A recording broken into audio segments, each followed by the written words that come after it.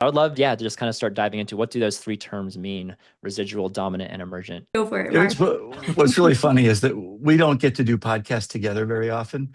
And both of us answer these questions all the time by ourselves. So when we're together, it's like, okay, so what do the terms mean? Okay, so residual refers to the way people used to talk about something. And so it still has influence in a society, but it's waning. And so around sexuality, and especially non-normative sexualities, language like sin or vice or abnormality, there's religious concepts there, and there's also psychiatric medical concepts there. And so historically, those were more dominant in society. And some Christians will say, well, we still use that term in our church. And it's not to say it's not significant where many people are, but in terms of the overall scope of society, it's waning in its influence. So what's dominant? Well, dominant language would be gay, lesbian, bisexual, transgender, non-binary, kind of the terms that most people use to describe diverse sexual and gender identities. But then emergent is sort of kind of on the horizon. What is being curated and explored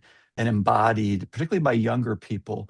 And so emergent language gets into a more granular look at both sexual and gender identity. But when someone says they're like gray sexual or demisexual or on the ace spectrum, even, ace spectrum is actually a lot of the words that we talk about as emerging. They're using what Rob Cover described as micro-minoritized identities, kind of very granular. It's almost like the dominant language doesn't capture the nuances that are part of my experience. And so rather than fall through the cracks, I'm going to name that and I'm going to explore those, maybe even try those on for a while. Versus, I think dominant was very kind of established and it was fought for in terms of the gay rights movement. It was established as an identity, the idea of it being innate, the idea of it being immutable. Like these were really important research topics that shaped how people thought about different issues. Emergent does not rely on that way to think about things. It doesn't worry about innate. It doesn't worry about immutable. It's like, I'm going to try this on. I'm going to see how this fits. And I can explore that and embody that and come back.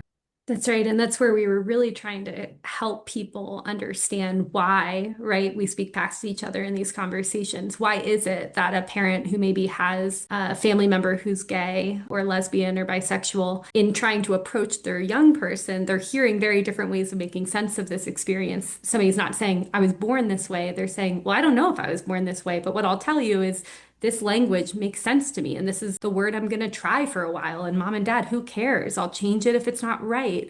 Well, that's a very different way of processing your sexual orientation than many parents and people in ministry were experiencing. And so just trying to use language and categories to really help people wrap their mind around those differences over time.